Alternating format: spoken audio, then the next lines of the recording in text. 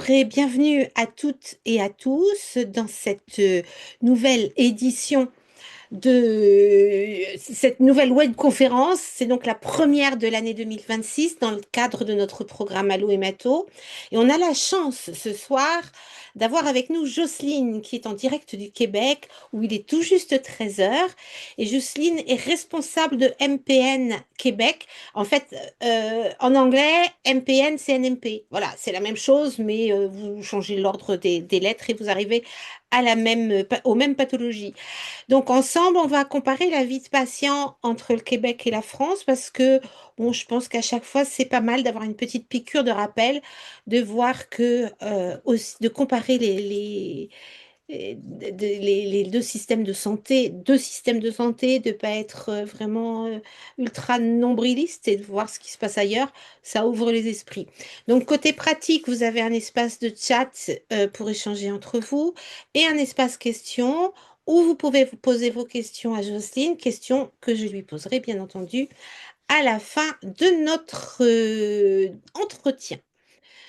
Alors, Jocelyne, bienvenue en France d'abord. Merci, Et merci. puis, donc, présente-toi rapidement.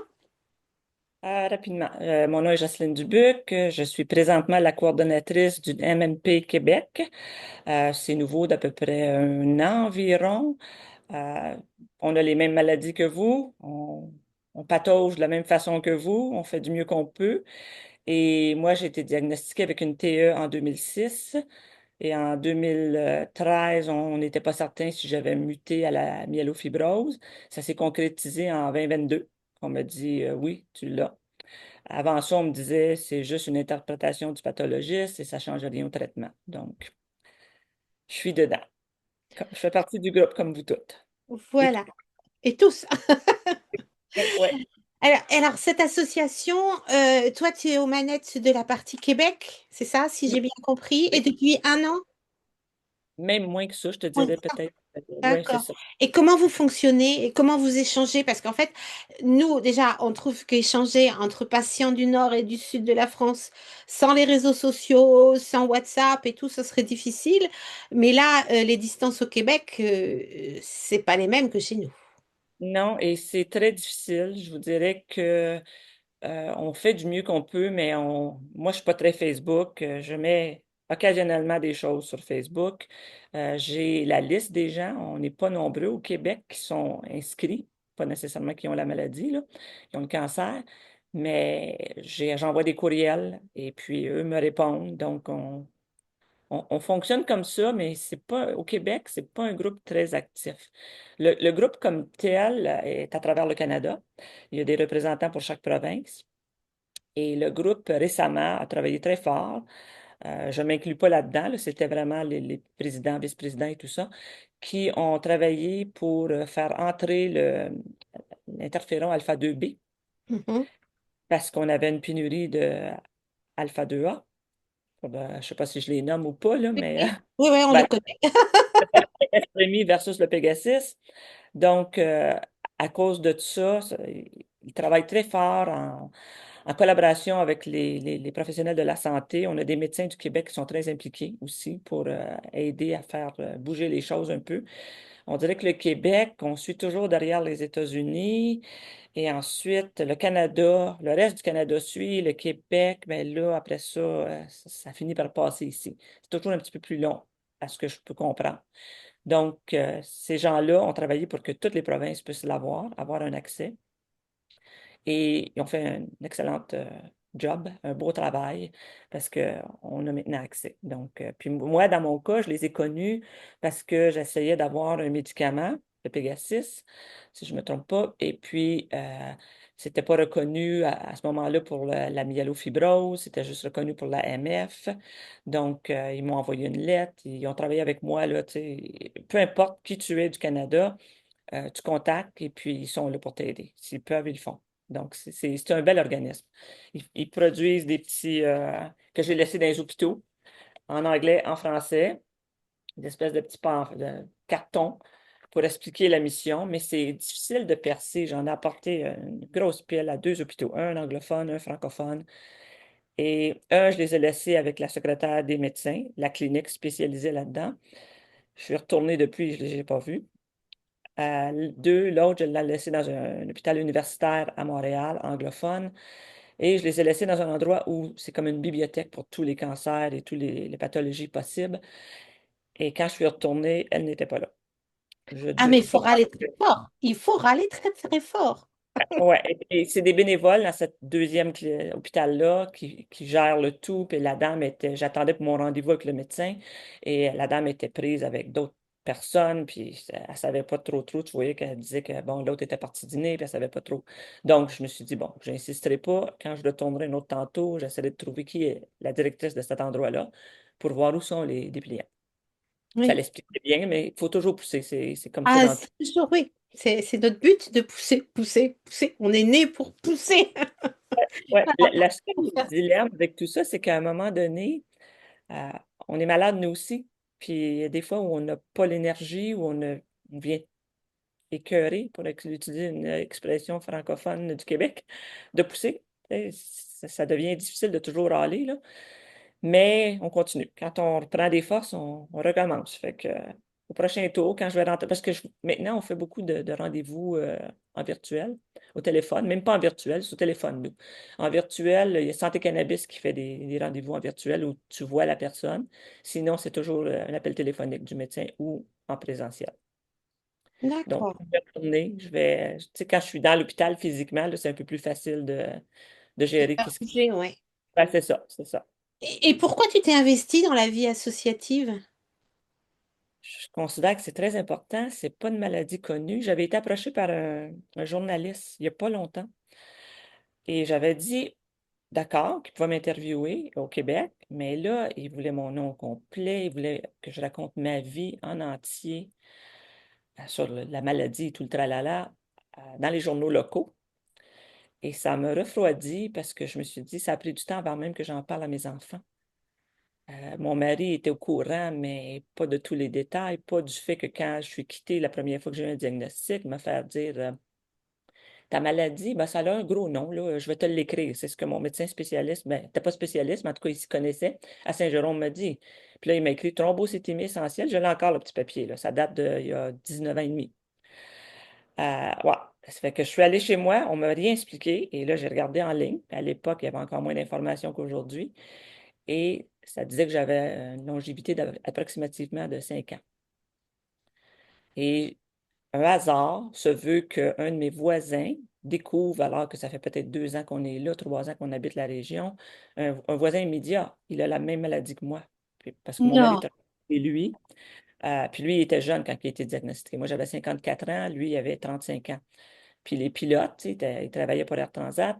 Et puis là, il est comme, mais ça se peut pas, juste à côté. Fait qu'il me communique avec moi, je le connaissais peu, mais comme mon mari travaillait là, bon, ça se pouvait pas que j'ai la même maladie. Et lui m'a informé qu'il y avait un groupe américain, mais qui est comme international, euh, qui discute de tout ça. C'est par courriel, via les courriels, on pose des questions, les gens répondent. On a même des professeurs américains, anglais, là, des, des, des médecins, ce qu'on appellerait nous des médecins, mais eux autres, je pense que c'est parce qu'ils sont au domaine ils enseignent à ce point-ci, là, en hématologie et qui, des fois, vont dire leur position sur quoi on discute. Donc, j'ai appris qu'est-ce qu'était ma maladie à cet endroit-là. Parce que quand on me dit que j'avais possiblement la myélofibrose, le médecin qui me traitait à Saint-Jérôme, elle était malade, donc il me référait à quelqu'un d'autre et elle m'a dit ah, mais c'est pas grave. Est-ce que vous savez c'est quoi? J'ai dit non, pas vraiment, à part de ce que j'ai lu un peu sur Internet. Ah, mais faites-vous-en pas, il y a un nouveau médicament qui est sorti. Fait que si c'est ça, on va vous le donner. J'ai dit OK, c'est quoi le nouveau médicament? Moi, je savais que j'avais lu que Jakafi aux États-Unis, Jakavi ici existait. Et elle me répond ah, je ne sais pas, je ne l'ai jamais prescrit. Oups. Ouais. Ouah. C'est là que j'ai décidé que je prenais les choses en main. J'ai dit bon, OK, c'est assez. Je vais changer de médecin, c'est clair. Je vais me déplacer jusqu'à Montréal. Puis, je vais poser bien des questions. J'ai toujours fait ça, mais là, je le fais encore. Je rentre avec mon papier, ma liste. Si je suis à la maison, c'est une feuille grande comme ça que j'écris. Mais pour pas faire Waouh. peur au médecin, quand je vais les voir, je prends un petit papier, puis j'abrège tout. pour, tu sais, pour pas qu'ils me voient arriver avec ma feuille 8,5 11 puis qu'ils se disent être ici pour la semaine. Donc, je fais ça comme ça. Et puis, généralement, je suis chanceuse. Présentement, j'ai une spécialiste qui me suit, qui est très, très ouverte, qui est très compatissante, empathique et compréhensive, puis qui te laisse t'exprimer, là, tu sais, qui, qui, qui prend en considération mon opinion. Qu'est-ce que je veux faire? C'est ma vie. Puis, donc, je me sens très gâtée, mais pour être arrivé là, il a fallu que je pousse. J'ouvre des portes. Ouais. Donc, quand l'association m'a approché, j'ai dit pourquoi pas. Si on peut l'ouvrir pour d'autres, je pense qu'il faut le faire. Waouh. Oui, il y a des on s'aperçoit qu'en fait, que ça soit, en France, en Belgique, et là donc présentement au Québec, il y a toujours,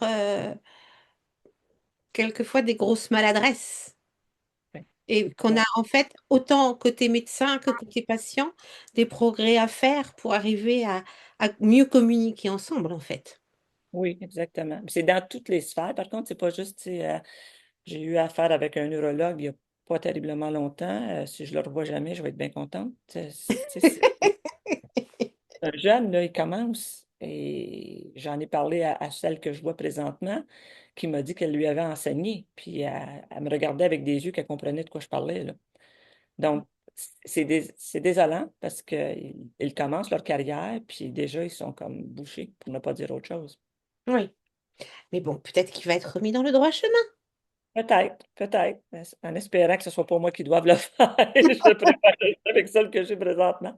Mais je pense que c'est important dans toutes les sphères de notre vie d'être capable de parler pour nous. En anglais, ils disent advocacy. Je trouve que le mot français n'est pas adéquat. Protéger, défendre. Je suis Oui. pas là pour me battre, là. Je veux pas me battre, mais je veux être comprise, puis je veux être entendue aussi. Puis comme c'est mon corps, ben, je considère que j'ai droit à mon opinion. Même pour les Oui. résultats, je ne sais pas comment ça fonctionne chez vous, mais nous, les résultats, on n'a pas le droit de les voir techniquement avant que le médecin les ait vus. Waouh! Et là, Ah, on c'est pas a... les prises de sang. Oui, oui. Alors, mais là, le gouvernement québécois, très innovateur, a décidé qu'il inventait un système où on peut aller en ligne avec plein d'authentification et finalement, on arrive à notre portail et ça te dit, ben, tu ne peux pas le voir avant telle date, telle date. Puis des fois, la date est repoussée. Puis dans nos cas, comme on passe des prises de sang relativement souvent, ben, au moment où je vois celle que je voulais voir au début, ben, elle n'a même plus, elle n'a aucune importance, là. Je n'ai déjà passé une ou deux après ça, là, tu sais. D'accord. Ah oui, alors que nous, si tu veux, on a accès directement à nos résultats de prise de Ça sang. devrait, Et ça c'est devrait. et ils sont transmis simultanément. Alors, quelquefois, ils sont vraiment bien transmis par le laboratoire à l'hématologue, ou quelquefois, on assure par derrière un suivi en le renvoyant au service de l'hématologue. Mais on a accès. Alors, ce qui n'est pas toujours, du coup, il n'y a pas de filtre. On voit les chiffres. Oui, Quand ils sont bons, ils sont bons. vraiment. Non, il y Oui, a vraiment. une ligne. Nous, en France, ils grisent ou alors ils mettent en gras, tu sais, les chiffres qui sont pas bons, la Nous ligne aussi. qui n'est pas bonne. Et quand on comprend pas tout, on se dit, oups, il y a un peu trop de gris, un peu trop de gras, mais c'est tout. Voilà, on n'est pas médecin. Donc, bon, après, il faut arriver. Nous, heureusement, alors, on a de la chance, on a quand même on a un groupe WhatsApp pour l'association. Et donc, dans le groupe WhatsApp, il y a des médecins puisqu'ils sont aussi patients. Donc, eux ont je les remercierai jamais assez de nous rassurer, de nous dire, non, non, pas de panique, ça va aller. Voilà, c'est aussi à ça que sert une association, c'est d'échanger pour arriver à temporiser nos craintes, parce qu'on peut avoir, Exactement. voilà. C'est important, c'est important. Puis je trouve que c'est important aussi qu'on ait accès à nos résultats si on veut les avoir. Comme moi, quand je me faisais mes injections de Pegasus, il fallait que je sache là, si j'étais apte à la recevoir. Là, tu sais, si mon hémoglobine était trop basse, j'aurais communiqué avec le médecin pour dire ben, peut-être que c'est pas une bonne idée, qu'est-ce que vous en pensez? Mais je pense que c'était ça le but en partant, c'est d'éviter que les patientes paniquent ou patients paniquent puis qu'ils appellent le médecin. Sauf que moi, je trouve ça aberrant. à un moment donné, là, lorsque j'étais à Saint-Jérôme, le médecin, parce qu'il m'avait prescrit de la nagrilite, ça ne me convenait pas du tout. J'essayais de lui faire comprendre que ça ne me convenait pas. J'avais le cœur qui voulait me sortir de la poitrine. On a mis la maison à vendre à cause de ça, là. Je ne pouvais même pas monter 2 marches que le cœur voulait me sortir de la poitrine.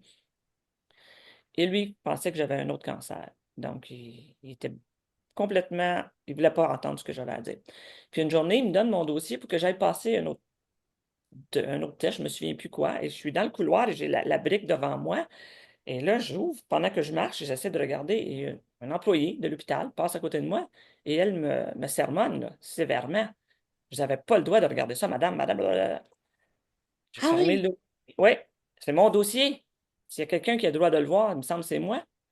J'ai Mhm. fermé mon dossier. Je suis allée m'enfermer dans une toilette publique de l'hôpital. Puis j'ai lu ce que je voulais lire. De là, j'ai commencé à me dire c'est important que je sois au courant de tout parce que là, j'ai réalisé qu'il pensait que j'avais un autre cancer. Il n'écoutait pas ce que je disais. J'étais passé de 138 livres à 106 livres. J'étais un squelette ambulant. Ça n'allait pas du tout, là. Je me voyais dépérir de jour en jour. Puis tout ça a fait que j'ai changé de médecin, là. Puis j'ai commencé à parler pour moi-même, là, aussi, avoir une voix. Mais je pense que je l'ai toujours eu, mais pour les autres. Donc là, il a fallu que je l'apprenne pour moi. Puis ça, c'est un peu plus difficile, on dirait.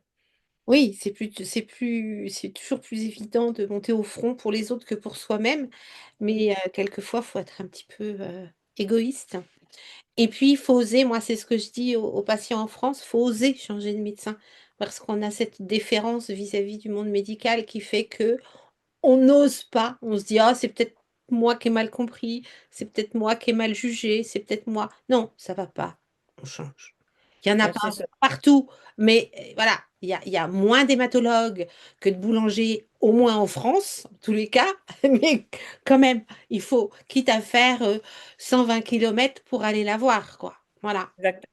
Oui, oui, tout à fait. Nous, c'est. Puis, tu vois, moi, j'ai demandé, il a su que j'étais allé voir un autre médecin, le médecin qui me suivait, qui était bien, là. Il était très bien, considérant qu'on était en 2006, sauf qu'il est tombé malade, puis là, je me sentais insécurisée. Et il m'a dit que ça ne le dérangeait pas, mais il m'a dit ça d'une façon que c'était clair que ça le dérangeait, là. Il était fâché que je demande une deuxième opinion. Et il a écrit une lettre au médecin c'est le médecin qui m'a reçu qui me l'a dit, une lettre de 2 ou 3 pages pour justifier que je m'inquiétais de mon devenir. Il y avait toutes sortes de commentaires. Euh, L'autre médecin ne comprenait pas pourquoi il avait écrit une lettre comme ça, là. Il riait. J'ai dit, ben, je pense que je l'ai offusqué, je ne sais pas. Ouais, peut-être, mais lui, je suis certaine que j'aurais dit que je quittais pour aller voir un autre. C'est comme il manque pas de patience, ça ne l'aurait pas dérangé. Je considère que j'ai été chanceuse, malgré tout, parce que le médecin que j'avais, le premier, m'a testé pour le Jakavi en partant. Pour la mutation Jack 2, excusez. Et ça, c'était peu connu. Quand j'ai eu l'appel, c'était comme un appel d'urgence. Je devais rentrer tout de suite à l'hôpital. Il fallait que mon sang soit envoyé dans un taxi ailleurs. Et quand j'ai posé la question pourquoi, c'était tout nouveau, là. Je venais juste d'avoir le diagnostic. Personne ne savait rien. Fait que les médecins ne comprennent pas, je pense, à un moment donné, nos insécurités. On est comme lancé dans les limbes, puis tu sais, c'est comme si on nous lançait en plein milieu d'un lac, puis on ne sait pas nager, là. C'est comme, ça devient inquiétant pour nous, puis pour eux, mais c'est juste du quotidien. Donc, ils ne comprennent pas, je pense, que ça nous stresse, puis qu'on a besoin, comme tu disais si bien, juste un peu d'être rassuré. Juste qu'on nous dise, mais c'est pas grave, on va en reparler. OK, c'est pas grave, parfait. Je pense que c'est important de les sensibiliser à ça. Puis présentement, je considère que je suis, comme j'ai dit tantôt, très chanceuse. J'ai une doc qui est merveilleuse. D'accord. Et alors, comment ça fonctionne le système de santé, de couverture de santé au Québec? On a un Par exemple, système. vous avez à payer vos médicaments, vous avez à payer vos consultations, vous avez des mutuelles qui vous couvrent. Nous, en France, en fait, si on a une mutuelle et une bonne mutuelle et la sécurité sociale, enfin, nous, en France, pour tout ce qui est relatif à notre pathologie, on a ce qu'on appelle l'ALD, c'est une affection longue durée, on a ce statut, et du coup, tous les frais sont pris en charge. Ah oui, Voilà. OK. Mais après, pour les autres pathologies qui ne sont pas en lien avec nos NMP, Là, on a une partie qui est remboursée par la sécurité sociale et une autre partie par nos mutuelles. La sécurité sociale, c'est le gouvernement? C'est l'État, oui, si on peut dire, oui, c'est ça. OK. C'est similaire. Nous, on a un système qui s'appelle la RAMQ, la Régie de l'assurance maladie du Québec. Ça, c'est gouvernemental. Et on peut avoir des assurances privées. D'accord. Moi, j'ai opté pour l'assurance privée qui me coûte 5 000 minimum par année, juste pour avoir l'assurance. Par contre, elle te couvre bien. Et ensuite, il paye 80 des médicaments. Comme là, le Jakavi, ici, il est 5 072 par mois pour 28 jours. Donc, ça fait beaucoup de sous, même si il paye 80 il me resterait comme un 6 à 700 par mois à payer. Et là, ça a été un petit peu complexe. J'ai fait des recherches. Je sais qu'aux États-Unis, il y a des organismes de soutien aux patients financiers. Donc, j'ai fait des recherches ici. Je pense que possiblement, ça aurait été pris en charge éventuellement tout seul par le système. Mais comme j'aime bien aller au fond des choses, j'ai fait les recherches avant même. J'ai trouvé l'association qui s'occupe de nous et puis ils payent la différence. Sauf que à la pharmacie, à chaque fois, c'est complexe. Alors, Mais 5 072 $ canadiens, c'est pour les Français, ça fait 3 149 € par mois. OK. Est-ce que c'est gratuit chez vous, le Jackavi? Nous, c'est gratuit? Ah oui. Ah wow. OK. Ah non, pas nous. Voilà. Ah oui, ça fait quand même. Voilà, donc on râle tout le temps, nous les Français. De toute façon, ça c'est inhérent au statut de Français. Mais je pense que là, on peut mesurer la chance qu'on a de ne Oui. pas avoir à avancer ces sommes. Parce que quand on ne peut pas les avancer. Du coup, comment font les gens qui ne peuvent pas avancer ces 5 000 $? Ben, la RAMQ prendrait en charge un montant.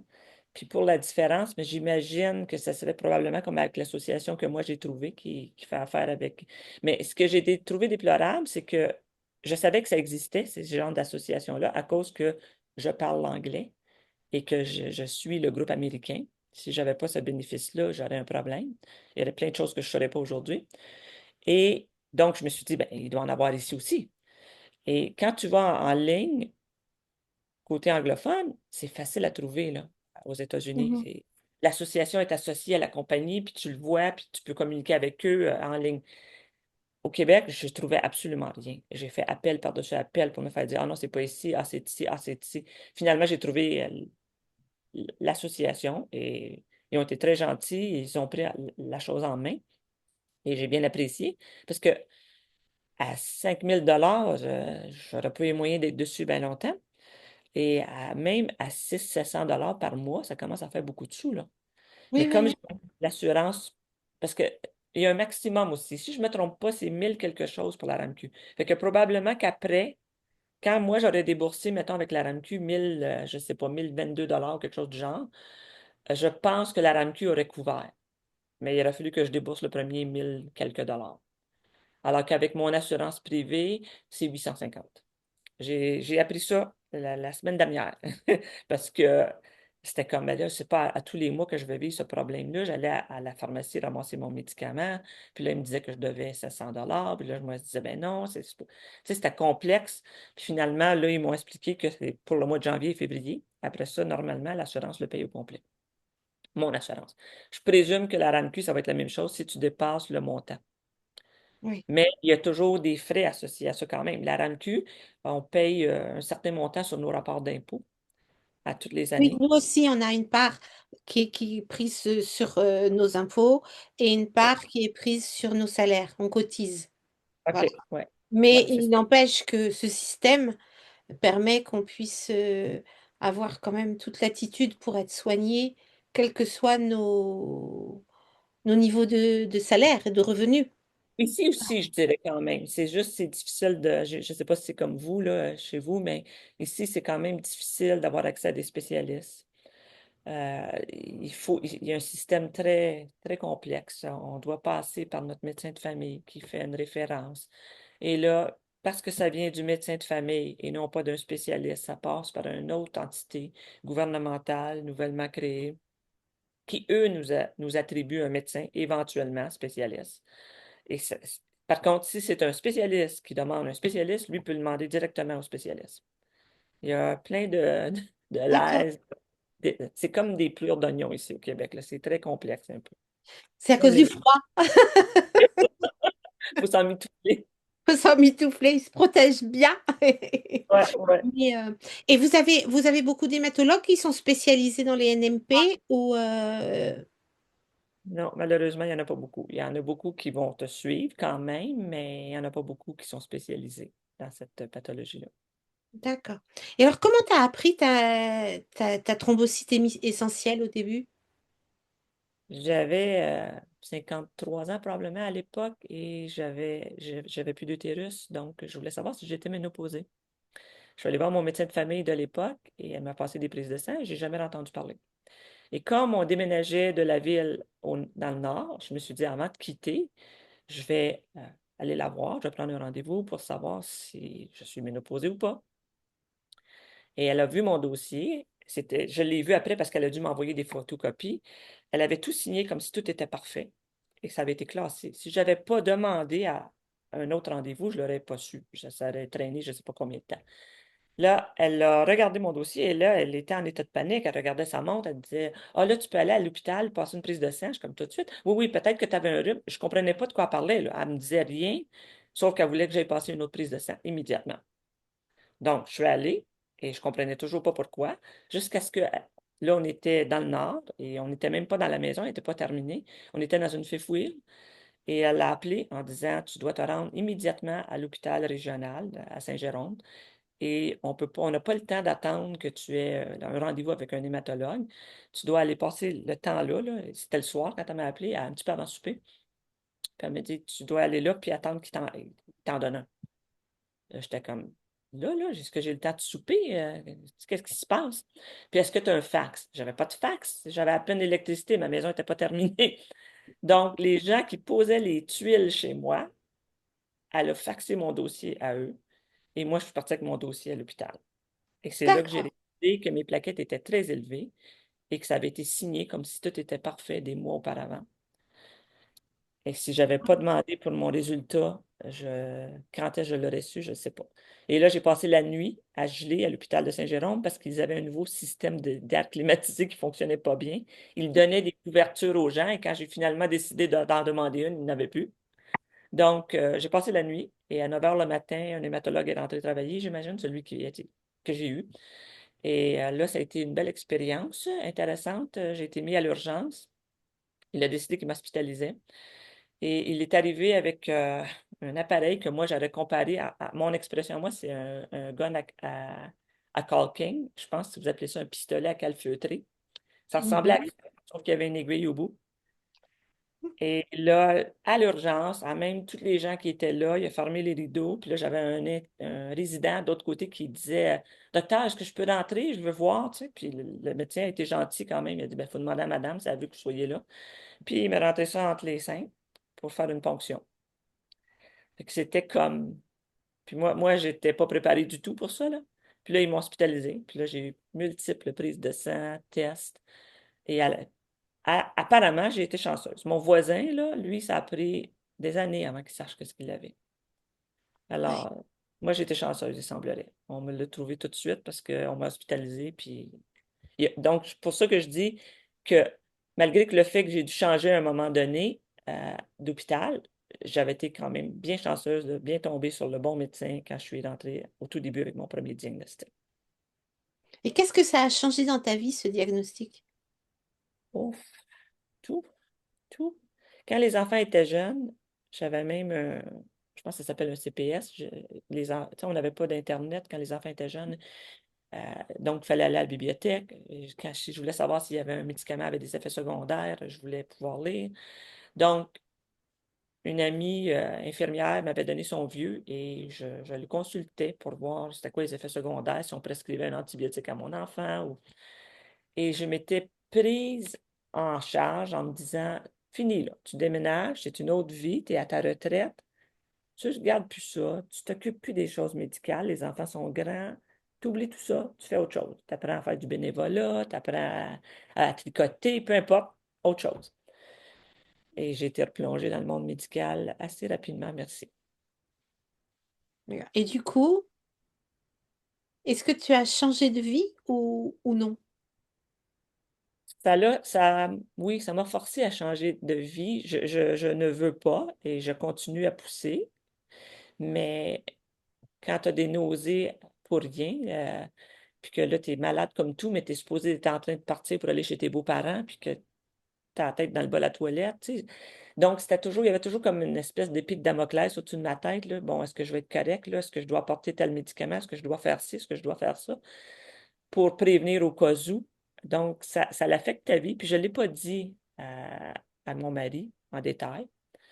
On parlait d'un syndrome à l'époque ici, donc pas d'un cancer. Le mot cancer n'était pas utilisé. Et mes enfants ne l'ont pas su pendant au moins 5 6 ans. J'ai un problème avec mon sang. Ça passait bien. Puis je continuais à me pousser même si j'étais fatiguée. Ça devait faire quand même quelques temps que je l'avais. Parce que j'étais fatiguée avant, mais c'était pas une option pour moi de me reposer dans le jour, là. C'était comme non, on fait pas ça. On dort la nuit, puis si on dort pas la nuit, ben tant pis, on se reprendra la nuit suivante, tu sais. Donc, à cause de ça, ça change ta vie, mais c'est plus interne, ça paraît pas. Tu fais comme si tu ferais comme d'habitude physiquement, ce que tu es capable de faire, mais à l'interne, il y a beaucoup d'anxiété, il y a beaucoup d'inquiétude, il y a beaucoup d'essayer de préparer le prochain rendez-vous. Tu sais, je suis rendu avec un fichier Excel là, pour être capable de me souvenir de tout ce que le médecin a dit ou pas dit, ou c'était quoi mon résultat telle date. Parce que quand tu appelles, souvent, le médecin il va dire ah, ben je ne sais pas, là, ben moi, je peux lui dire, là, j'avais tel nombre de plaquettes, le mois précédent, c'était tel nombre de plaquettes, je l'ai dans ma colonne, là, tu sais. Donc, ça m'a empêché de faire le changement que je voulais faire, qui était supposé être plus relax parce que je m'emmenais ici, dans les Laurentides. J'ai continué à patauger dans le monde de la médecine et de la maladie Mais contre on est mon dans gré. les autres aussi. On est quoi? On est dans les autres, du coup. Oui, oui, oui. Oui, oui, il faut. Puis dans ce sens-là, je continue à vivre. Je fais ma vie. Si j'ai un voyage, je le planifie. Je continue à faire ce que j'ai à faire parce que ce que j'ai compris, moi c'est le manque de savoir qui m'inquiète plus. J'aime mieux savoir puis gérer avec ce que j'ai que de ne pas savoir. Ça peut, tu sais, dégénérer. Ma tête, elle peut aller loin avec ça. Donc, c'est ce que j'ai fait comprendre aux médecins maintenant. Tu sais, j'ai besoin de savoir, tu m'expliques, je gère la situation, c'est tout, hein. On fait ce qu'on a à faire avec ce qu'on a, hein. Oui, de toute façon, pour l'instant, on n'a pas d'autre choix que d'avancer. Oh, exactement. Mais je trouve ça bien d'avoir un médecin qui est ouvert à, bon, là, ce médicament-là, si ça te tente, tu peux le prendre, mais si ça ne te tente pas, ou on peut augmenter, puis moi, je dis non, ça ne me tente pas d'augmenter. OK, on peut rester comme ça, tu sais, je suis confortable avec ça. Donc, c'est juste ça fait toute la différence pour moi. Oui. Juste ça aide à mieux gérer le quotidien. En fait, de prendre, d'être partie prenante de notre traitement, de notre suivi, d'être Oui, acteur de notre maladie, je crois, exactement. et pas de subir. Exactement, exactement. Puis c'est ce qui est le plus important, je pense, parce que quand tu es en contrôle, tu te sens bien. Je veux dire, on est en contrôle, on s'entend, hein, c'est pas le vrai contrôle, c'est pas nous qui allons décider qu'est-ce qui va se passer avec notre vie, mais au moins tu as l'impression de faire quelque chose que toi, tu peux décider. Tu n'es pas pris en charge puis tu n'as rien à dire, là. Ça, je ne vis pas bien avec ça, moi. Donc, dans ce sens-là, je pense que c'est bien. On va vers la bonne. On a la bonne tangente présentement, là, même pour l'aide à mourir ou des choses comme ça, mais c'est difficile à vivre, surtout quand tu sais pas. Tu sais, le petit papier là, que j'ai, là, je le garde, puis j'en ris maintenant. Mais quand je suis partie avec ce petit papier-là, là, avec les 12 000 lettres, là, tu sais, thrombocytémie essentielle, c'était comme, wow, qu'est-ce que j'ai? Tu sais, pas d'explication. C'est comme. Puis tout le long, il n'y avait pas d'explication, là. C'était pas bon, t'as ça, puis c'était pas jamais clair. Je veux dire, qu'est-ce qui se passait? Puis c'est pas parce que je posais pas de questions, j'ai posé les questions. Je sais pas, je pense que c'était comme. la façon de faire avant des médecins, ils décident, puis on n'a pas besoin de vraiment tout savoir, on va juste s'inquiéter pour rien, ou tu sais, Mm. sauf que de nos jours, je sais pas, je pense qu'on s'inquiète plus, puis ils n'aimaient pas non plus si je l'ai fouillé. Dr Google, il l'aime pas. Quand ton médecin ne te l'explique pas, ben, tu essaies de le trouver autrement, hein, je veux dire. Fait que le groupe américain a été vraiment sauveur pour moi, là. Ça a été vraiment bien, là, le groupe américain, que j'ai pu apprendre plein de choses sur la maladie, sur les différentes possibilités de comment on peut se soigner, c'est quoi les médicaments. Puis ça a été une bonne chose. J'ai bien apprécié. Mm. Et alors, au niveau de, une fois que le diagnostic est posé, après, vous avez quelle périodicité de rendez-vous avec les hématos? C'était assez souvent. C'était dépendamment de comment se passaient mes résultats sanguins, je pouvais avoir une prise de sang aux semaines comme je pouvais l'avoir au mois. Présentement, je suis à peu près aux 3 mois. Dès qu'on change de médication, euh, moi, je pense que c'est important d'être un peu plus suivi de près, surtout comme avec un médicament comme Jakavi, qui a plein d'effets secondaires possibles, connus. Donc, parce que c'est difficile de rejoindre ton médecin. Je ne sais pas comment c'est en France, si vous avez le même problème, mais moi, je ne peux pas appeler mon médecin là, puis lui parler. C'est impossible. Là, maintenant, c'est tout récent, là, juste depuis que j'ai Jakavi. Avant ça, je n'avais même pas cette possibilité-là. J'ai une infirmière pivot. Ça, c'est l'infirmière que je peux appeler qui, elle, va communiquer avec le médecin. Mais même là, j'ai appelé récemment parce que je n'étais pas certaine si j'aurais une extraction dedans. Puis la première personne qui m'a répondu m'a dit, ben, vous n'avez pas d'infirmière pivot? J'ai dit, oui, oui, j'en ai une, non. Elle a regardé comme il faut, j'avais le nom, tout ça. Fait, ah, OK, elle va vous rappeler. On dirait que les myélofibroses ou les NNMP, c'est pas suivi par une infirmière pivot. C'est pas comme les autres cancers. Je sais pas pourquoi. Là, elle me dit, là, j'ai dit, j'en ai pas. Elle me dit, tu communiques avec l'infirmière pivot. Le médecin m'avait dit ça. Si tu as un problème, j'en ai pas. Ah, vous allez en avoir une, là. OK. Ça, c'est 19 ans plus tard, là.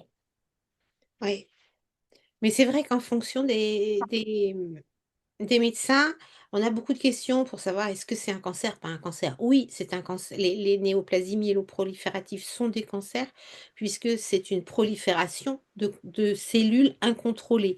Voilà, moi c'est ce qu'on m'a expliqué. Donc à partir de ça, je ne comprends pas tout, mais je ne fais que répéter, c'est un cancer du sang. Alors, il y a des médecins qui disent gentil petit cancer du sang parce que c'est vrai qu'on va pas en mourir dans les 2 minutes qui suivent ni si possible dans les 10 jours qui viennent, mais c'est une pathologie quand même à prendre au sérieux. Voilà. Et donc, et puis après, il faut digérer ce mot cancer, il faut vivre avec, faut le porter, faut le...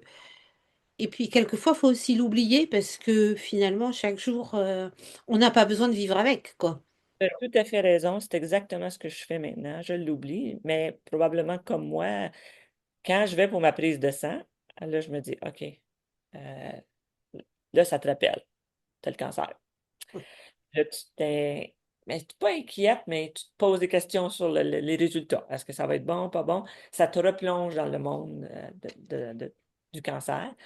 Mais sinon, moi aussi maintenant, je fais ma vie, je n'y pense pas. Si je suis fatigué, bon, si je suis fatigué, c'est tout. Je filerai mieux demain. Maintenant, je vais me permettre une sieste de peut-être. Mais c'est même pas me permettre.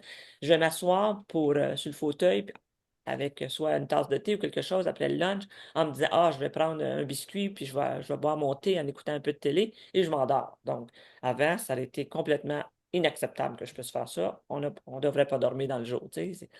Mais je dors pas bien la nuit. Donc, je ne sais pas si ça fait partie de la maladie ou pas, mais je dors peu. Je dors 4 5 heures dans une nuit, puis après ça, je suis réveillé. Donc, c'est sûr que je vais être fatigué dans le jour. Donc, pour ça, je trouve que faut accepter, il faut vivre dans le moment. Puis quand ça va bien, il faut vivre dans le moment aussi. Il ne faut pas penser à ce qui pourrait arriver parce que ça nous donne quoi? Je veux dire, on ne peut rien y changer. Puis ce que je comprends maintenant, c'est comme une leucémie chronique. Oui, C'est ça, je pense, là, qui est un peu le diagnostic. Puis il y en a des gens, moi j'ai vu être assise à côté d'une dame que je l'avais vue chez mon hématologue spécialiste dans les minutes précédentes. un hasard, je devais passer une prise de sang dans le même local. Habituellement, je vais dans ma région à moi, puis après ça, elle a le résultat. Et la même dame est à côté de moi. Et puis là, je me dis, bah, tu sais, elle voit le médecin que je vois, c'est wow, tu sais, elle va être et elle, il y avait quelque chose, là. Elle avait une pathologie plus grave que moi. Elle avait la myélofibrose, mais elle me dit, moi, j'ai pas le choix, il faut que j'aille en transplantation immédiatement, blablabla. Donc, elle l'avait vu une fois, puis déjà, elle était transférée au département de la... Moi, personnellement, on me dit que mes chromosomes sont beaux. C'est bien, là, tu sais, le diagnostic est bien. Dans mon cas, je suis un petit peu un cas inusité, je pense. J'ai les deux mutations. J'ai la CALR, j'ai la JAK2. Et Waouh! moi, je suis heureuse, hein? Et quand à un moment donné, les webinaires américain, tu peux poser des questions en tapant. J'ai posé la question, pensant qu'aux États-Unis, ils étaient plus avancés puis qu'ils pourraient me dire ce qui se passait avec ça. Et on m'a dit non, non, non, c'est pas possible, c'est une erreur de laboratoire. Je savais que c'était pas une erreur de laboratoire. Ça faisait peut-être 4-5 ans à ce point-là que je passais des tests et que ça révélait que j'avais les deux. Donc, apparemment, ils ne savent pas quoi faire avec ça. Il y a peu de personnes qui ont ça. La seule chose que moi j'ai vue, puis là, ça, personne ne veut admettre que ça pourrait être possiblement un élément changeant. À l'époque, j'avais la Jack 2, elle était dans les 20 pourcentages, 20,29, je pense. Je suis devenue végétarienne. Et vraiment sérieusement, là. Là, je ne le suis plus, mais je l'étais à l'époque. Et la seule médicament que j'avais pris, c'est l'hydréa. L'hydréa n'est pas supposé d'affecter les moléculaires, là. C'est le Pegasus, mais je n'avais jamais pris de Pegasus, donc je me disais, c'est pas ça. Et au bout d'une année, quand on m'a retesté, la Jack 2 a diminué tout le temps. Et elle a disparu. Elle est complètement partie. À un moment donné, je faisais pas mal d'anémie. J'ai décidé que je mangeais de la viande parce que j'étais carnivore à la base, mais j'aimerais bien être végétarienne, même végétalienne si je pouvais. Et lorsque j'ai recommencé à manger de la viande, est-ce un hasard? Est-ce que c'est... Elle revient tout doucement, là. Elle est très, très basse, mais elle revient tout doucement. Mais la CALR reste élevée quand même. Donc, j'en ai parlé à mon médecin. Elle fait des études sur... je fais partie de l'étude sur l'exercice. Ça serait chouette si tu avais une étude sur la nourriture, tu sais, parce qu'il y en a aux États-Unis. Et elle m'a dit, ouais, peut-être, mais ça ne veut pas nécessairement dire que c'est ça. J'ai dit non, mais ça serait intéressant de le savoir parce que c'est clair que l'exercice, même minime, j'ai fait partie malheureusement du groupe contrôle, fait que je n'étais pas dans l'exercice. Mais à la fin, on avait quand même un rendez-vous avec la kiné qui nous expliquait les exercices qu'on devait faire. Et j'ai commencé à les faire. Je ne suis pas très assidue. Les sports, c'est pas ma grosse affaire, comme on disait tantôt. Donc, tout ce qui est exercice, c'est comme ça me demande un effort. Mais je vois une énorme, énorme différence si je fais même très petits, là, étirements, peu importe, là. Ça n'a pas besoin d'être drastique. Je suis pas capable de les faire drastiques de toute façon. Et quelle différence! J'ai beaucoup plus d'énergie. Puis la médecin qui me suit me dit qu'elle aimerait ben, c'était l'assistante qui me dit ça, qu'elle aimerait que d'office, on te donne ta prescription de pilules, mais on te donne aussi ta prescription d'exercice à faire. Que tous Oui, les médecins fassent ça. Puis c'est vrai que ça serait bien, je pense. C'est pas juste les pilules, là, tu sais, il faut autre chose. oui, pilule et canapé, ça va pas ensemble. Non, non, non, très vrai. Il faut bouger. Voilà. Moi, Ouais. mais on peut bouger sans faire de sport. Voilà, on peut jardiner, on peut Oui, oui, oui. avoir une maison avec des étages. Enfin, voilà. Ça fait Mais peur. voilà. Et vraiment bouger et puis faire bouger sa tête aussi. Et du coup, alors, au niveau des prises de sang, en général, au Québec, vous en avez, ça dépend Ça des dépend vraiment pathologies. les résultats. Les résultats et le médicament que tu prends. D'accord. Si Mais on vous a en faites l'impression que c'est ouais, stable, ça va être aux 3 mois, 3, 4 mois. 3, 4 mois. D'accord. Ouais. Mais Ok. si c'est moindrement pas stable, ben, ça peut être aussi souvent qu'aux semaines. Moi, j'ai déjà vu aux semaines, là. D'accord. Ok. Ah oui, parce que nous, on a. Alors, soit c'est tous les. Oh, à l'introduction des traitements, c'est vraiment très. Toutes les semaines, quoi. Voilà. Et puis après, ça peut être tous les mois, tous les 2 mois ou tous les 3 mois. Nous Et c'est aussi, vrai que, ça va être voilà, comme ça. ça varie. Rarement, je pense, au-delà de 3 mois. Et je crois que même s'il y a l'océan qui nous sépare, on a ce stress de l'attente de ces foutus résultats à la noix. Moi, je sais que quand je vais au laboratoire, c'est la matinée où il faut pas me parler. Ah oui? Oh non, moi, je suis pas à ce point-là. Ah non, mais moi, je suis méchante, hein. Je mords. OK.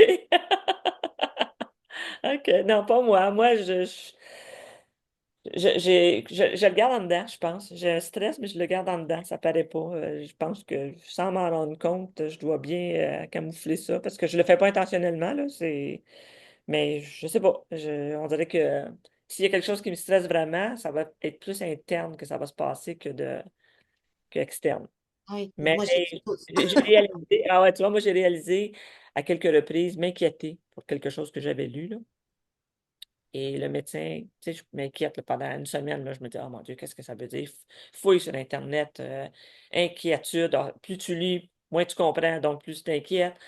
Et pour finalement arriver chez le médecin, elle me dit, ah non, non, ça c'est pas grave, ça peut être juste la manière que ça a été pris, ta prise de sang. Ou non, non, fait que c'est arrivé à quelques reprises. Donc là, maintenant, j'ai compris que non, on va attendre qu'elle me le dise. Mais si j'ai un moyen de découvrir quelque chose entre-temps, je vais le faire, mais je vais pas partir tu sais, en peur. Là, je vais me dire, regarde, on va attendre, on va voir ce qu'elle dit. Elle, là. Peut-être que ça n'a même pas rapport. Là, tu sais. Mais moi, j'ai un autre gène qui fait que plus jeune, ça n'a jamais été un problème pour moi, mais je cumule le fer. Donc, peut-être ça l'aide pour pas que je sois trop anémique présentement ou quelque chose du genre. Là, tu sais, je suis Ok. comme un peu, je suis un peu différente. Il faut croire, là. J'aurais aimé gagner la loterie pour être différente, mais c'est pas ça que j'ai gagné. Et donc, tu as trop de fer. Ben, pas trop. Là, je suis correct. Ah bon? Mais probablement que j'en aurais trop si j'avais pas été une femme, parce qu'on avait nos menstruations, tout ça. Donc, puis j'étais très, très fortement menstruée. Donc, à cause de ça, j'ai jamais eu de problème. J'ai jamais su. La seule raison que je l'ai su, c'est parce que mon fils a les mutations ou les gènes. Je pense que c'est des gènes. J'ai les deux. Et de là, lui s'est fait dire, faut que les membres de ta famille, tes parents, frères, sœurs, se fassent tester. Et moi, j'ai les deux. Donc, il y en a eu un de mon mari, puis il y a eu l'autre de moi. Donc, lui a les deux, puis moi, j'ai les deux aussi. Donc, mais comme le flot sanguin était fort pendant à tous les mois quand j'étais plus jeune, j'ai jamais su que j'avais un problème. D'accord. Et est-ce Mais que ça, alors, les hématos au Québec vous envoient voir d'autres médecins en complément? C'est-à-dire, nous en France, on a dermatologue, cardiologue, il y a l'ophtalmo aussi qu'il faut voir pour les yeux, et le dentiste. Ça, c'est moi qui arrête pas de le répéter. Il faut voir le dentiste, le dentiste, le dentiste, parce que les traitements, quand ils influent sur nos ongles, ils influent aussi sur nos dents, nos cheveux. Et ouais. donc, ça, est-ce que les hématos vous disent faut faire la tournée ou alors c'est à l'initiative de chacun? Je dirais que c'est à l'initiative de chacun. Puis, dans mon cas, souvent, ça a été à l'initiative du patient. D'accord. J'ai demandé, j'ai lu sur le sujet, puis là, je me suis dit, ah, mais là, ça peut affecter le cœur, ça peut affecter, tu sais, comme présentement, là, je prends le Jacavie, ça peut affecter le cœur, ça peut affecter la peau. Donc, j'ai demandé, les matos, est-ce que c'est possible de me faire une référence? Parce que c'est très long, très long. Voir un dermatologue, même si tu en as déjà vu un et que tu as un dossier avec, il est très possible que ce ne soit pas le même que tu revois. On t'envoie ailleurs où il y en a un disponible, même si ce n'est pas nécessairement proche de chez toi. Ils ont un nombre de kilomètres à respecter qui peuvent t'envoyer à gauche et à droite. Ce que je trouve un peu bizarre, là, c'est pas ton choix. Oui, Tu vois surtout celui les qu'on malades. t'attribue. Ouais, ouais, c'est. Tu sais, s'ils ont déjà ton dossier, il me semble que ça serait bien d'avoir le suivi avec le même médecin, puis même que ce soit annuel, que tu ne sois pas obligé de demander, là. Ouais, Mais c'est très difficile de voir des spécialistes. J'avais un rendez-vous avec l'ophtalmo, juste en commençant la médication, mais sinon, personne ne m'en avait parlé. Tu sais, c'est moi qui ai dit à l'ophtalmo, je commence ce médicament-là. Je pense que tu es bien quand tu ignores tout ça. Tu t'en fais pas, tu n'es pas obligé de t'inquiéter puis de faire de la recherche puis de vouloir être certaine de couvrir toutes les bases, là. Mais c'est pas moi, donc mais peut-être que tu sais, un autre patient qui ne pense même pas puis qui le fait pas, mais le médecin le référerait éventuellement. La même chose pour mes échos. C'est la même chose. Là, mes échographies de la rate, elle avait grossi un peu, elle me dérangeait. Il semblerait qu'elle n'était pas très grosse comparatif à d'autres gens, mais moi non plus, je suis pas très grosse. Fait que peut-être que, tu sais, je mesure juste 5 pieds 2, donc peut-être que. Puis ce que j'ai compris, c'est qu'au lieu d'être en longueur, elle était comme un ballon. Elle grossissait des deux sens. Ouais, c'est ça. Fait que je mangeais, puis j'avais une satiété rapide, tout ça. Puis j'en ai parlé au médecin, puis là, ils m'ont dit, bon, OK, on va t'envoyer pour une écho. Puis là, ben, j'ai demandé quand est-ce qu'on passe la prochaine, là, tu sais. En passant, le Jackaby, dans mon cas à moi, tous les cas, je l'ai commencé début octobre à un sachet, une pilule par jour pour une semaine à ma demande. Je ne voulais pas commencer trop rapidement. Puis c'est juste du 5 milligrammes. Et là, je suis à 5 milligrammes par jour. Mais au tout début, je pense que c'était en novembre, j'ai eu à passer une échographie qui avait été demandée longtemps avant, pas relatif au Jackaby. Et elle avait diminué de 2 centimètres déjà, 2 points quelque chose centimètres. J'ai demandé, c'est-tu possible? C'est une erreur de, tu sais, qu'ils n'ont pas bien vu ou puis on me dit non, ça se pourrait que. Et j'ai eu à passer un scan par la suite qui était demandé, qui c'est un suivi aux 2 ans pour autre chose. Euh, il y avait une erreur à l'hôpital, puis bon, ils ont refait le scan parce que la machine ne fonctionnait pas bien ou whatever. Donc, je l'ai repassé, puis eux autres, ils regardaient le pancréas, mais ils ont fait une note, pas de splénomégalie. Oh, J'en avais. Fait que, tu sais, puis c'est juste depuis le début octobre que je prends ce médicament-là, là. Puis ça, là, je l'ai passé peut-être en janvier, quelque chose comme ça, décembre, janvier. Donc, c'est comme, wow. Fait que ça marche pour ça, sauf que ça donne d'autres petits problèmes, tels des infections urinaires. d'accord. Et tu as d'autres, tu as beaucoup d'effets indésirables? Avec le Jakavi, pour l'instant, c'est surtout les infections urinaires là, qui semblent vouloir prendre le dessus. Nous, on nous dit que c'est très important d'être vacciné pour le zona. Hmm? Parce qu'il semblerait que si tu l'as dans toi, ça va te le faire sortir. Moi, je sais que j'ai quelque chose de la varicelle dans le système, là, donc ça. Mais j'ai du bois, là, mais so far, so good. Ça va de ce côté-là, mais j'ai eu les deux vaccins. Mais ça, c'était de mon propre chef. Ici au Québec, certains vaccins sont couverts. Les vaccins préventifs ne le sont pas. Tu ne payes pas et sont très dispendieux. Je pense que c'est à 200 $ le vaccin. Quelque chose du genre, là, 100 quelque chose chaque. Mais mon mari et moi, j'ai décidé qu'on allait le faire, là. On ne veut pas avoir cette maladie-là, si on peut l'éviter. Donc, c'est la même chose là, pour les autres vaccins ou c'est des choses que tu dois toi-même vérifier. Et j'ai eu des gros effets secondaires avec le Pegasus alors que j'étais à une dose minime. Ma médecin me disait c'est de la poudre de fée que tu t'injectes parce que ma dose était 22,5 microgrammes par semaine. Et pourtant, ça contrôlait bien mes plaquettes, ça fonctionnait très bien et sans aucun effet secondaire pendant un an. Et après un an, j'ai commencé à avoir des douleurs, mais des douleurs intenses, là, ouais. À un moment donné, là, j'étais avec un déambulateur à ce point-là. Je ne savais pas ce qui se passait. De là, j'ai vu rhumatologue, toutes sortes de spécialistes, médecine interne. On n'a jamais trouvé ce que j'avais. J'ai décidé que j'arrêtais le Pegasus. Et au bout d'à peu près 3 mois environ, les douleurs ont commencé à diminuer, ils sont partis. Comme je voulais prendre l'interféron, parce que ça peut avoir un effet moléculaire, je l'ai recommencé je pense que c'était l'été passé. Je l'ai pris pendant 6 semaines. J'ai continué pendant 8 semaines, mais au bout de 6 semaines, j'ai recommencé à avoir un début de douleur et ça a persévéré. Donc, le médecin et moi, on a décidé que c'était préférable que j'arrête. Puis je trouve ça malheureux, là. J'aurais aimé continuer sur ça. C'est une fois semaine, c'est une injection. J'avais pas d'effet secondaire, là. J'avais pas ce qu'ils disent, là, tu sais, comme le début de rhume ou toutes sortes j'avais rien. Et tout d'un coup, j'avais tout. Et ça m'a désolé. Je sais pas si le Best-Remi aurait la même effet. Là, je suis sur Jackavi à suivre. J'ai dans l'idée de revoir avec le Best-Remi à un moment donné si ça serait quelque chose. Parce que je Il trouve est en vente, il est distribué. qu'on peut l'avoir à cause de la pénurie de Oui, Pegasus. oui, d'accord. Ouais. Puis nous, on a ici, puis c'est mon médecin qui s'en occupe en plus au Québec, en tout cas à l'hôpital où je vais, on a le- comment ça s'appelle? C'est EK 003339, quelque chose comme ça. C'est les études, les clinical trials, les études Ouais. et c'est pour cibler la CALR, Oui. mais c'est en phase 1. Ah. Euh, ouais. On pensait que je pourrais faire partie du groupe, mais finalement, j'avais pas ce qu'il fallait, il semblerait. J'étais pas assez malade, comme me dit mon doc.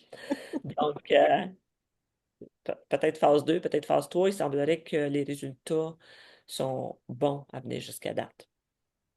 Donc, c'est à suivre, là, on va voir.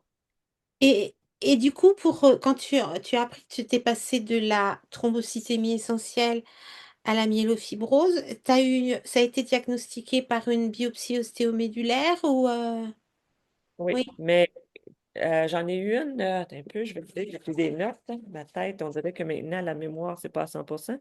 normal, nous aussi. Oui, hein? Et en anglais, ils appellent ça chemo brain, là, mais je pense que c'est ça, tu sais, le cerveau avec la chimio puis les différents médicaments. Tu vois, j'ai eu mon diagnostic en 2006. En 2013, j'ai eu une biopsie de la moelle osseuse. Et là, on disait que le pathologiste disait que ça semblait être possible que j'ai ça. Mais les médecins, là, c'est là que j'ai vu des spécialistes, parce que je me suis dit, bon, si ça progresse, il faut que je vois quelqu'un qui s'y connaît vraiment dans la maladie. Puis c'est ce que je lisais sur le site américain, là, le Digest, là, le forum américain.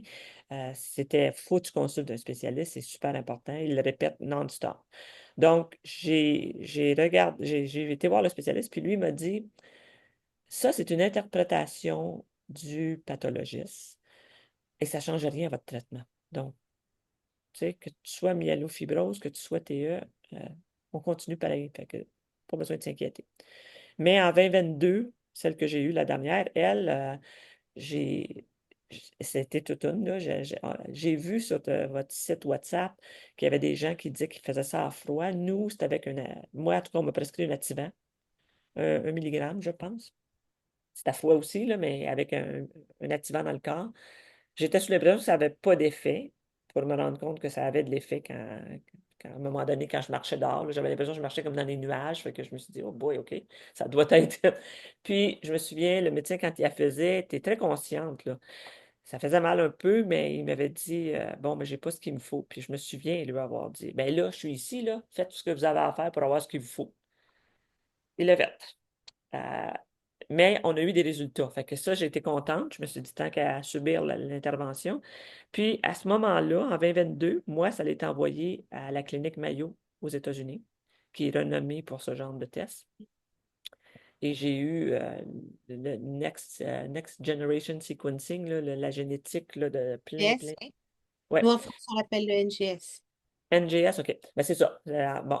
Et puis, ça a été intéressant.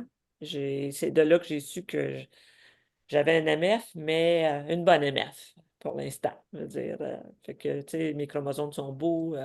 J'avais très peu, je pense, la tête 2 ou quelque chose du genre, mais ça a l'air que plein de gens plus âgés ont ça. Je veux dire, c'était pas. Puis là, maintenant, quand je passe des tests, c'est pas avec une biopsie, c'est avec le sang. On m'en passe assez régulièrement ici. J'en passe une fois par année. C'est envoyé à l'hôpital où je suis suivi. Ils le font maintenant là. Puis ils ne trouvent même pas ces mutations-là. Ils ne sont même pas là. Fait que c'est bon. Ça a l'air que c'est bon pour moi, là, tu sais. Cool. Tant mieux. Ouais. Ben oui, exactement. C'est pour ça, tu sais, c'est une belle MF. C'était pour en avoir une, aussi bien avoir celle-là. Puis nous, on prend l'aspirine d'office. Comme en Oui. 2006, là, j'ai eu l'aspirine puis l'hydréa en partant parce qu'en 99, j'avais eu une infection urinaire avec beaucoup de caillots de sang dedans. Et le médecin a dit à ce moment-là que j'étais peut-être sujette à faire plus des caillots. Donc, à cause de ça, c'était peut-être que. Puis, tu sais, je regarde avec du recul aujourd'hui, je me dis, il a bien fait ça, là. C'était comme quand même, tu sais, une maladie qui n'était pas vraiment connue, sûrement pas en région, il ne devait pas en avoir beaucoup. Puis, ça a été quand même bien diagnostiqué, puis bien suivi. Sauf que c'est juste quand j'ai changé de médecin que ça s'est moins bien passé, là, mais. OK. Bon. C'était moins bien reçu à ce moment-là, tu sais.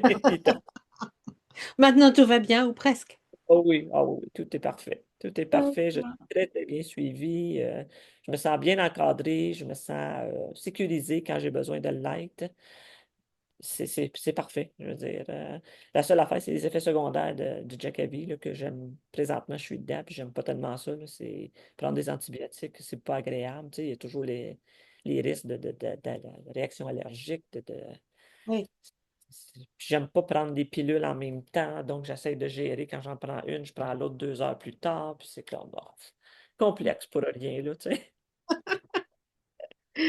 Ok, ben écoute, c'était hyper passionnant de t'écouter parce que vraiment, voilà, c'est une autre vie. C'est pas la même chose que chez nous, je pense. Enfin, et puis et en même temps, t'es optimiste comme nous. Enfin voilà, on a tout ça. Il faut, puis quand on écoute, moi j'écoute les résultats de Ash, tout ça là, à Orlando, puis il y a tellement d'études. Nous, c'était un syndrome avant. Si j'ai bien compris, là, le fait qu'ils ont commencé à dire que c'est un cancer, il y a plus d'argent pour les études. Oui, c'est la même chose en France. Donc, merveilleux, On tu sais, va je veux pas dire, râler. ben oui, moi je suis contente. Allez-y, dites Dis que c'est qu'en un faire tant que cancer. tu veux. Je veux dire, puis il y en a tellement maintenant des études sur le sujet que je me dis, pour les futures générations et même pour nous, il y a de l'espoir, là. Je veux dire, Ça tu bouge regardes Internet, énormément. ils disent 5 ans. Moi, ça fait 19 ans, là, ça va bientôt faire 20 ans là, que j'ai le diagnostic. Donc, hein?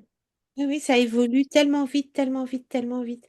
Et les Ouais. dernières nouvelles du congrès de l'H aux États-Unis, là, étaient vraiment Oui, excellentes. Donc, on y croit dur comme fer. De toute façon, que dire? On n'a pas tellement le choix, hein, Nico, que d'y croire. Ils non, je vont pense trouver, ils vont que trouver c'est la potion magique.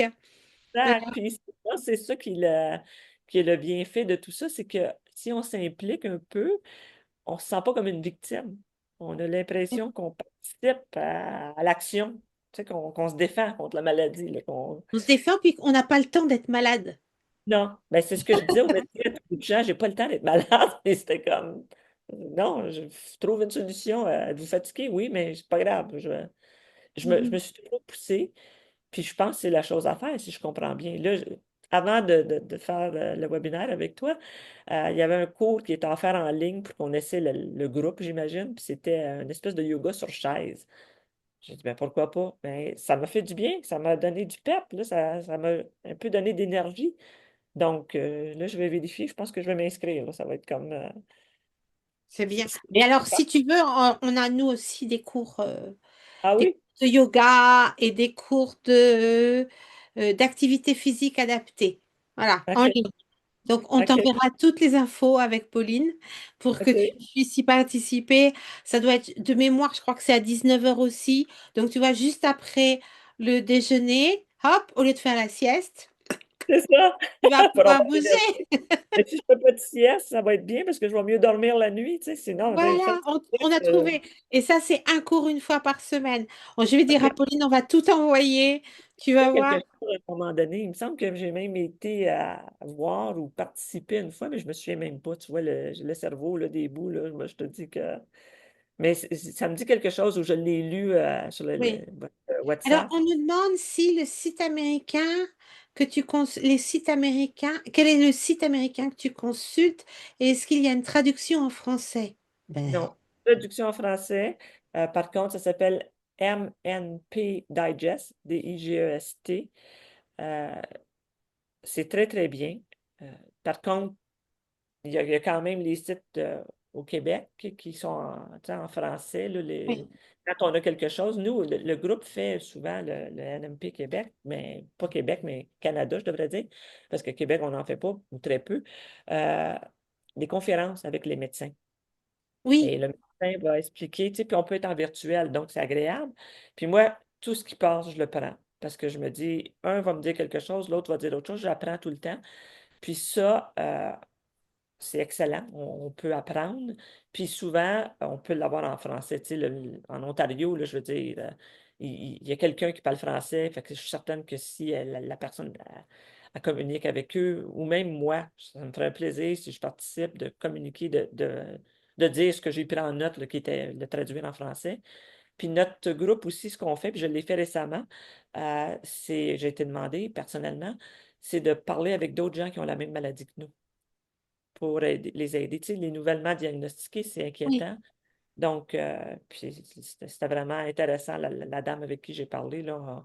Tu sais, on était à tâtons au début, puis après ça, ben, je pense qu'on a parlé pendant 1 heure passée. Elle était rassurée à la fin, puis elle avait un plan d'action, là, pour qu'est-ce qu'elle devait faire pour le futur, pour avoir plus d'informations. Ben écoute, c'est génial. Vous êtes exactement. Attends, je crois qu'il y a une expression qui dit qu'on est cousin par la fesse gauche. C'était Oui, c'est vrai. C'est ça, on est cousines. Donc, nous, on est cousines par la fesse gauche. Et donc, tout ce que j'espère, c'est de pouvoir venir te voir ou que tu viennes nous voir en France. Oui, c'est bien On va faire agréable. un La porte échange. est ouverte. On va avancer ensemble, de toute façon. Et puis, on n'a que des gens qui te remercient de ton Ah, témoignage plein d'optimisme. Et puis, malgré tes -25 et les -25 degrés qui t'entourent, ben, je crois que t'as donné plein, plein, plein, plein d'espoir à tout le monde. Donc, ah, ben, merci infiniment. ça me fait plaisir, ça a été agréable. Moi, j'étais un petit peu inquiète. C'était ma première expérience, comme je te disais, là. Habituellement, j'assiste, mais je participe pas. Et ça s'est bien passé, ça a été agréable. Puis merci à tout le monde d'être là. Merci à toi et à très À toi. bientôt. Merci à tout Alors, ce que tu on remercie aussi ben, nos amis du Québec qui ont peut-être suivi cette webconférence. Je remercie Pauline, Pauline qui est aux manettes, tant technique, les réponses, les questions, tout ça, elle gère comme une malade. Merci aussi à nos soutiens institutionnels que sont Novartis, Takeda et BMS. Et donc, je vous souhaite une très jolie fin de soirée et un très bon après-midi à toi, Jocelyne, avec la sieste.